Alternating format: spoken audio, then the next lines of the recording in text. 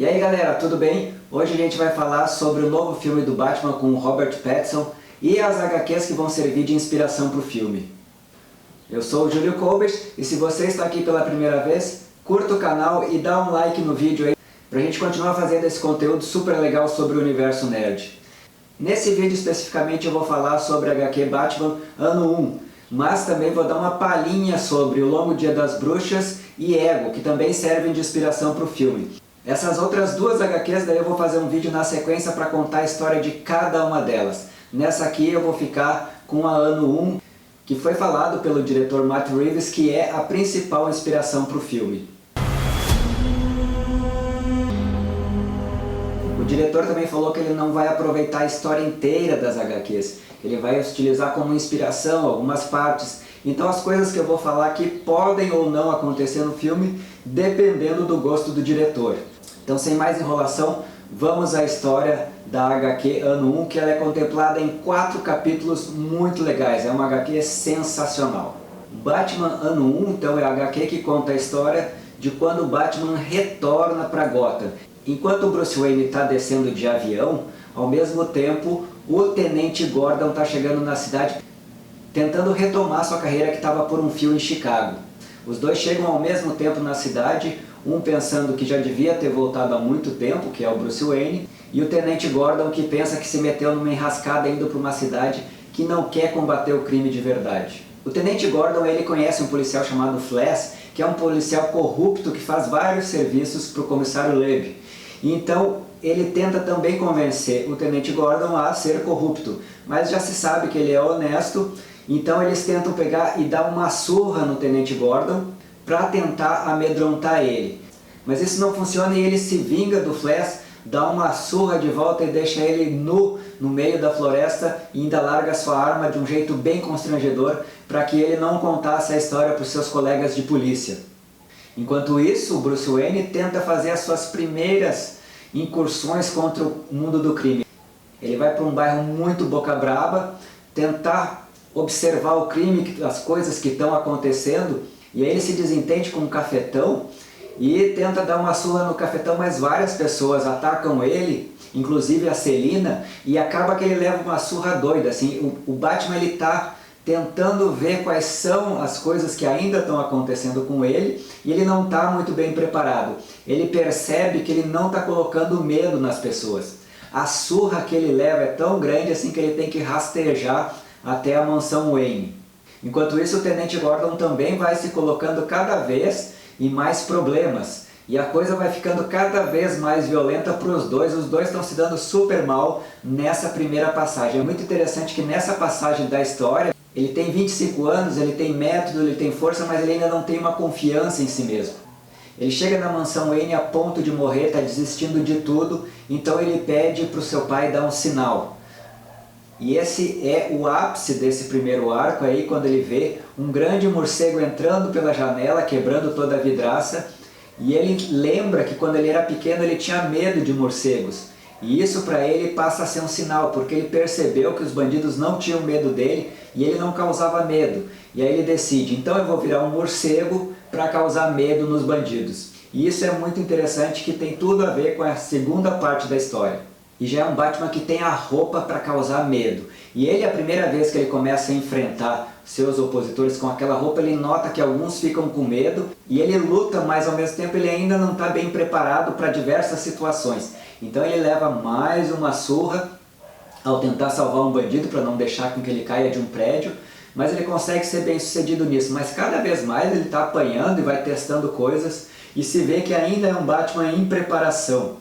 Ao mesmo tempo, o Tenente Gordon começa a ouvir essas notícias do Batman pela cidade, batendo em bandidos, e começa a ficar preocupado porque tem um vigilante na cidade causando diversos tumultos. Ele ainda não sabe bem qual é o papel do Batman nessa história. Ao mesmo tempo, o Batman já tem a ajuda do Harvey Dent dando algumas informações preciosas. E o Tenente Gordon está desconfiado que o Harvey Dent próprio seria o Batman. Nesse aspecto, o Batman vira uma obsessão para o Tenente Gordon, que começa a investigar para saber de onde ele está saindo, de onde vem essa história, o que o Batman quer de verdade. O Batman vai angariando cada vez mais inimigos, políticos da cidade, o comissário Loeb. Quando ele chega numa festa do comissário Loeb, ele dá um aviso para aqueles políticos, para aqueles corruptos, para o Falcone, e a coisa começa a ficar feia, daí ele começa a ter inimigos mais poderosos. Um outro inimigo dessas mesmas pessoas é o Tenente Gordon. E aí acontece uma situação em que os dois se cruzam, em que o Tenente Gordon tenta salvar uma mulher que vai ser atropelada e não consegue. E aí o Batman salva aquela mulher e o Tenente Gordon dá voz de prisão ao Batman, que foge para um prédio. Ao mesmo tempo, o Tenente Gordon tenta entrar nesse prédio e o Comissário Loeb descobre que os dois inimigos estão no mesmo local. E ele manda bombardear o prédio, que é um prédio abandonado, que só tem pobres, que só tem pessoas que não têm importância na sociedade para ele naquela época. Assim ele tem os dois alvos no mesmo lugar. E essa segunda parte da história termina justamente com a explosão do prédio.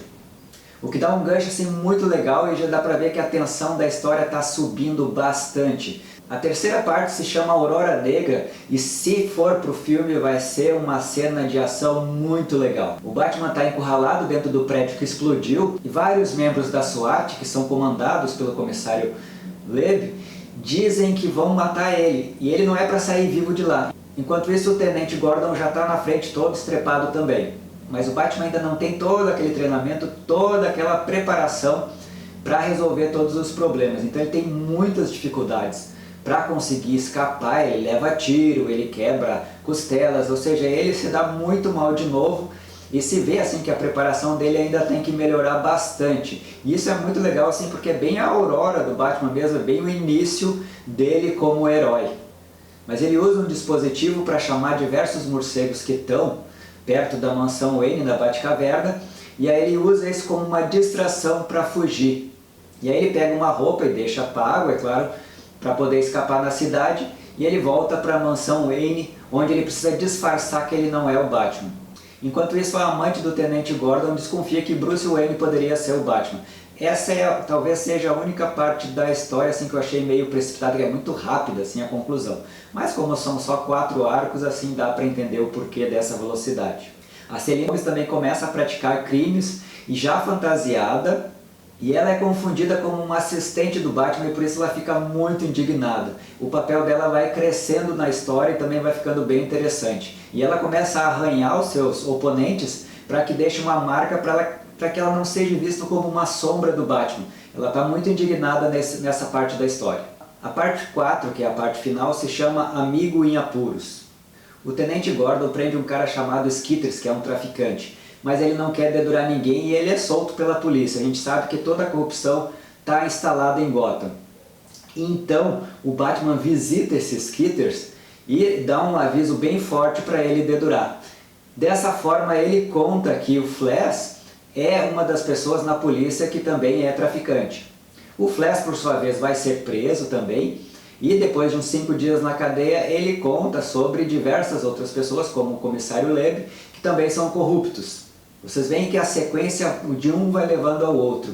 E é claro que isso faz inimigos muito poderosos, tanto para o Batman quanto para o Tenente Gordon. E isso dá uma visibilidade muito grande para o Gordon, e aí acaba que o Comissário Loeb é obrigado a se destituir da polícia, porque ele não quer ser preso. Então ele faz um acordo com o prefeito e pede para sair. Ao mesmo tempo, o Bruce Wayne decide que ele precisa de uma ajuda dentro da polícia para saber diversas coisas. E essa ajuda ele pensa que pode vir do Tenente Gordon.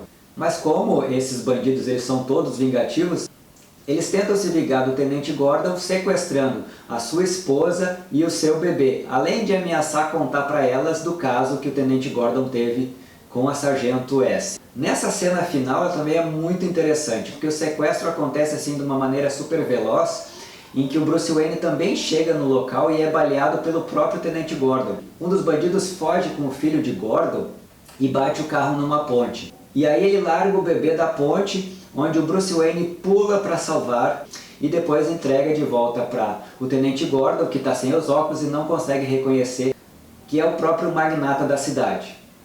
E aí a história acaba com o Tenente Gordon sendo promovido a capitão e em cima de um prédio esperando o seu novo amigo, que seria o Batman. Então a história fechou assim de uma maneira muito sensacional. Frank Miller acertou em cheio nesse roteiro. E eu espero que várias partes dessa história estejam no filme. E você, o que achou dessa história? Deixe nos comentários se você acha que vale a pena estar no filme mesmo e quais são as partes que você acha mais interessante que estejam lá. Um abraço e até o próximo vídeo.